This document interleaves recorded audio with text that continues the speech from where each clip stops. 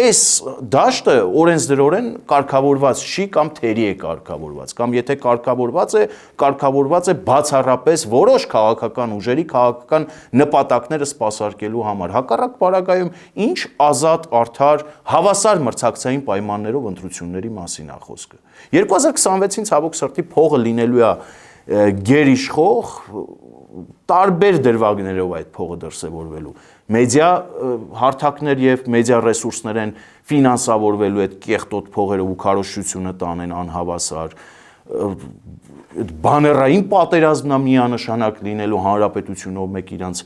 գարշելի կերպարը ողողելով, մարդկանց ինչու ոչ ուղիղ գրասենյակային աշխատանքների մեջ ներգրավելով, որը այս պահին էլ իրականացվում է իդեմս մեր ձևովի, ցանցային աշխատանք է տանում մեր ձևովը։ Օրինակ ամեն մարզում, ամեն գյուղում, ամեն քաղաքում խնդիր են այս մարդիկ դրել եւ դա ակնհայտ է, բացելու գրասենյակ, պահելու գրասենյակում X թվականակի աշխատողներ գրասենյակային եւ դա հետագայում ցանցային այսպես մեխանիզմի կիրառմամբ խորացնել, արմատներ գցել մինչև 2026-ի հերթական խորհրդարանական ընտրություններ։